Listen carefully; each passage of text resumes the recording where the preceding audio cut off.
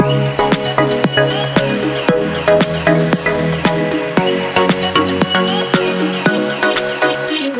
vous demande d'accueillir Fabrice Lacroix, le directeur financier, exécutif, administratif et financier du comité d'organisation des Jeux Olympiques Paris 2024.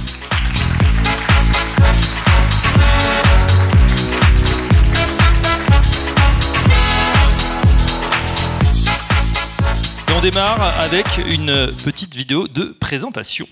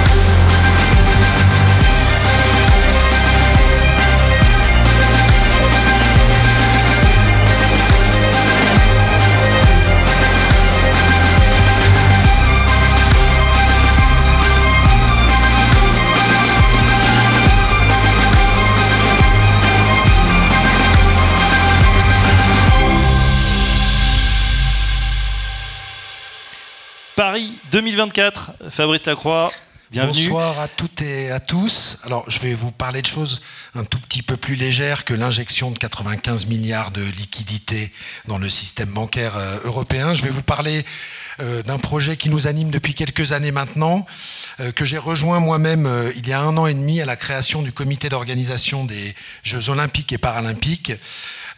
Paris 2024, alors on l'appelle Paris 2024 parce que sinon on oublie assez facilement le paralympique.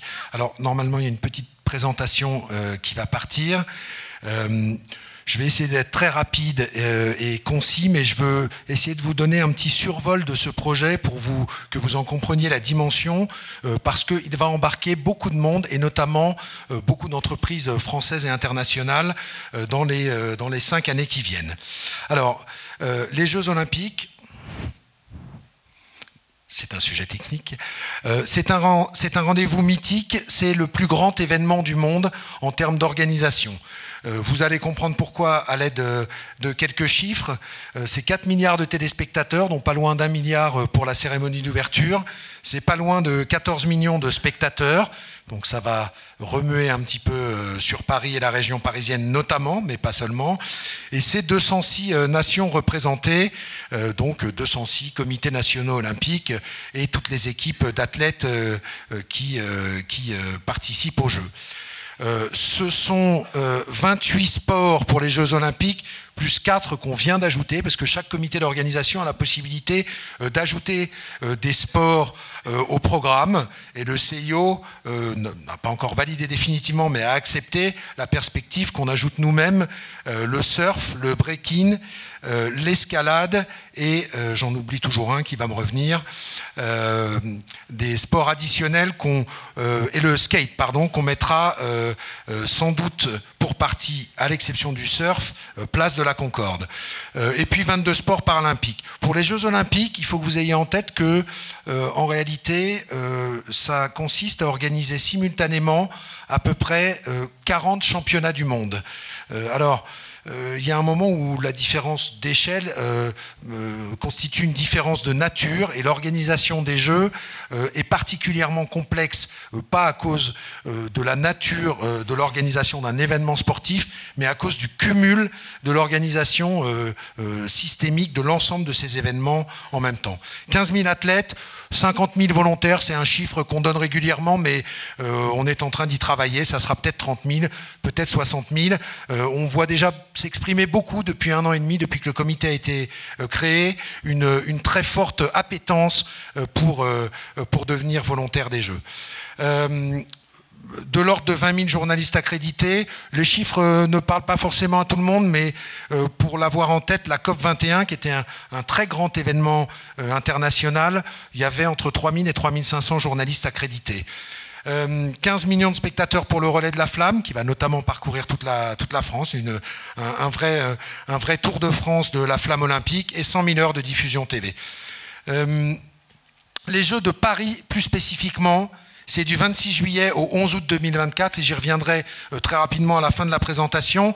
Il y a une chose qui est absolument certaine dans l'organisation de cet événement, c'est que le 26 juillet 2024 à 20h24, ce sera peut-être 20h, mais on a prévu 20h24, les Jeux commencent. Et ça ne peut pas être retardé.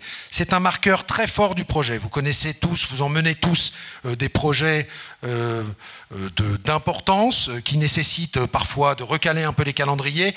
Ce calendrier-là ne peut pas être modifié. Et puis les Jeux paralympiques, un mois plus tard, à partir du 28 août. Alors, je passe rapidement là-dessus. Je vous laisse deviner les figurines sur les sports olympiques.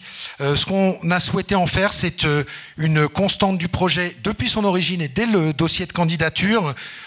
C'est les Jeux de Paris et de toute la France.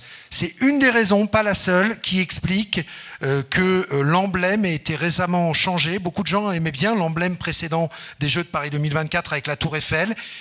On l'adorait nous-mêmes, il était très parisien. On a décidé de faire un emblème qui soit plus large, plus rassembleur et qui embrasse plus largement la France. Alors, vous avez presque tout ici. Demain matin, au conseil d'administration de Paris 2024, on devrait décider le choix du site du surf, et on a le choix entre 4 villes de la côte atlantique et Tahiti. Pour vous dire que Paris 2024 peut être un projet sur lequel le soleil ne se couche jamais. Le village olympique est un énorme projet immobilier. Si vous avez suivi l'actualité, nous avons attribué récemment les lots pour la construction de ce village.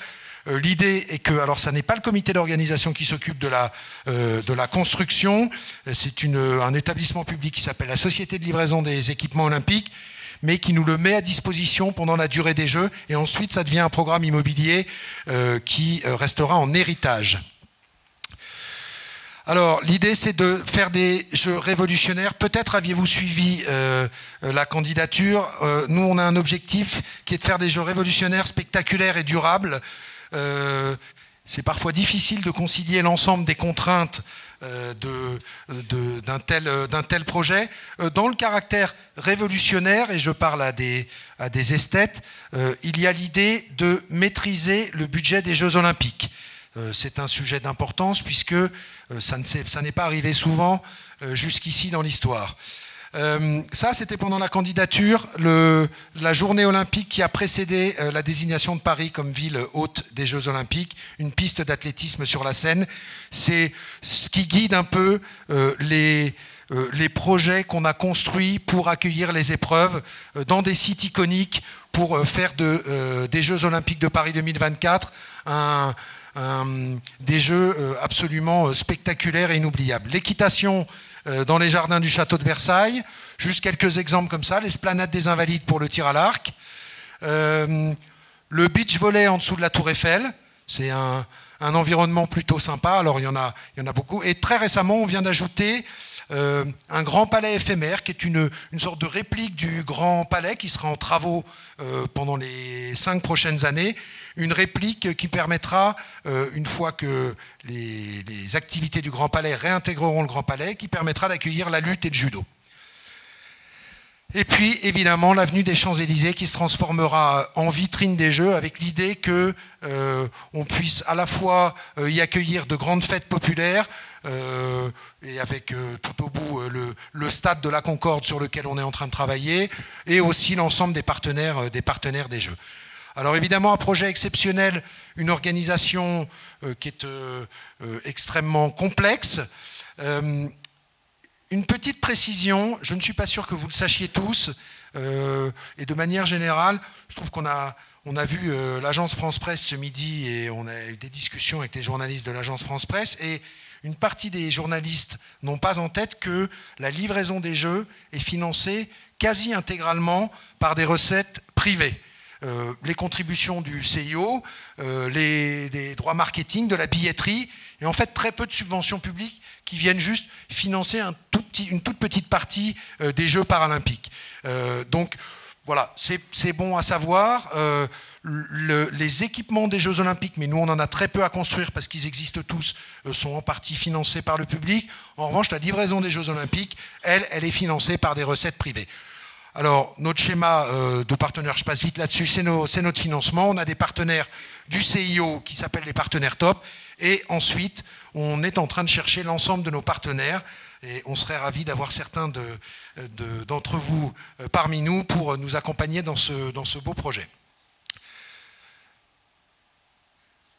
Alors, l'écosystème, je ne vais pas m'attarder là-dessus parce que je vais aller très vite au bout de la présentation. L'écosystème de ce projet est encore plus complexe que le projet lui-même, puisque c'est vrai que dans la sphère, on va dire, publique et parapublique, c'est un des rares projets, les Jeux Olympiques aujourd'hui, un des rares projets entraînants, enthousiasmants, positifs, que notre environnement immédiat ait eu à connaître ces dernières années, et on sent une appétence très forte pour intervenir sur ce projet. On voit parfois dans les ministères, au sein de l'État, des équipes presque plus nombreuses que les nôtres, prêtes à venir travailler sur le projet, alors qu'on en est pour l'instant qu'au lancement et aux prémices. Donc on a l'environnement public, l'environnement international avec tous les comités nationaux olympiques, les fédérations internationales qui organisent les compétitions, le CIO évidemment, l'ensemble du monde économique, le grand public, la société civile, avec des gens qui sont très attirés par le projet. Il y a un taux d'adhésion au projet Paris 2024 qui est très important, mais il y a aussi une certaine forme d'hostilité qui peut se comprendre et qui doit être traitée, à laquelle on doit donner des réponses et des explications, et qui prend énormément de temps et énormément de place. C'est un environnement complexe. Je ne sais pas si vos conseils d'administration sont tous très opérationnels. Notre conseil d'administration à nous compte 44 membres, ce qui est un peu lourd comme instance de gouvernance. Alors, je conclus là-dessus. Quels sont les enjeux pour une direction administrative et financière? C'est la question qui m'a été posée quand on m'a suggéré de faire la présentation ici. C'est le temps, c'est ce que je vous disais au tout début. En réalité, il faut livrer absolument tout ce qu'on doit livrer, que les compétitions puissent se tenir à partir du 26 juillet 2024. Et 5 ou 6 ans, ça a l'air long. En réalité, c'est déjà extrêmement court et on voit déjà un certain nombre de zones de risque en termes de capacité à livrer dans les temps. C'est la trajectoire. Quand on gère des sujets financiers, sans être conservateur pour autant, on aime bien avoir un peu de prévisibilité et un tout petit peu de constance. Il se trouve que la trajectoire des Jeux, je la symbolise en général par une courbe que je montre quelquefois. C'est 25 collaborateurs au début, en 2018, et puis ça monte à 4500 ou 5000 en 2024, avec 5000 prestataires et 50 000 volontaires. Donc c'est une trajectoire totalement exponentielle et on va dépenser pas loin de 4 milliards d'euros juste pour la livraison de Jeux Olympiques qui vont se tenir pendant 17 jours puis 10 jours. Alors ça embarque évidemment avec beaucoup de projets d'héritage et d'engagement, une vision, je vais y revenir, mais c'est une trajectoire qui connaît une montée en charge considérable. L'environnement, je viens de l'évoquer, il est très complexe, très chronophage et on ne peut pas s'en passer pour autant parce que si quelquefois l'État, les collectivités publiques peuvent être un peu lents, un peu lourds, quand ils se mettent en mouvement, ils sont capables de réaliser des choses absolument extraordinaires et on l'a déjà démontré dans la conduite de grands événements sportifs.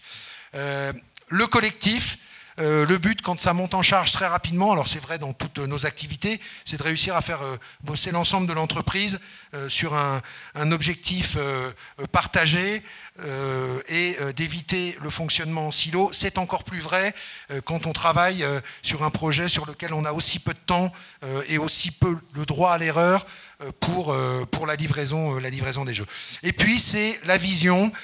Il faut que la vision soit partagée. Alors j'ai beaucoup parlé de montants de livraison des Jeux et de Jeux spectaculaires.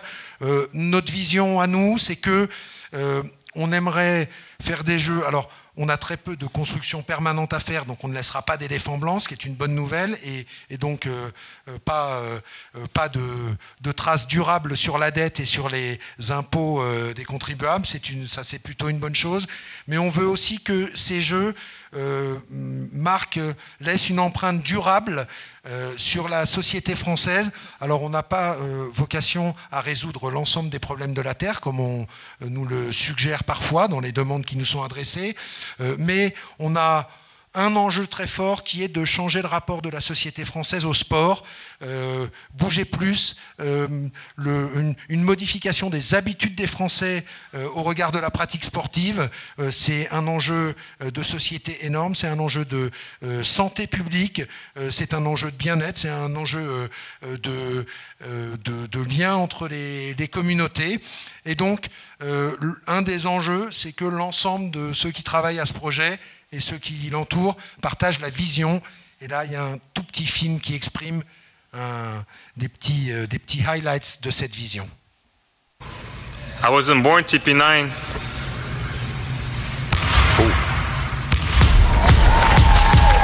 Avant, j'aurais renoncé.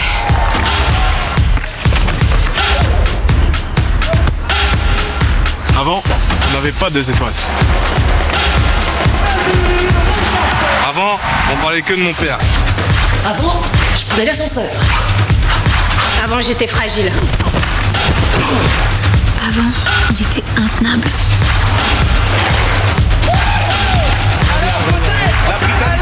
Moi, avant, je croyais pas au miracle.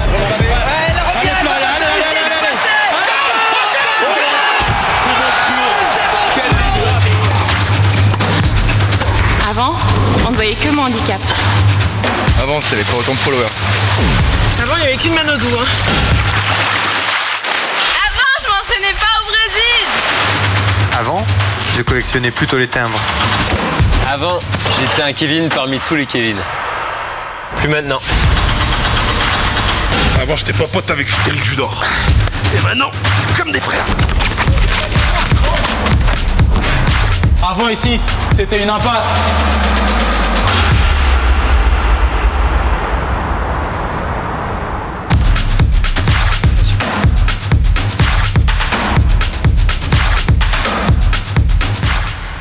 Merci Fabrice Lacroix, merci pour cette présentation Paris 2024.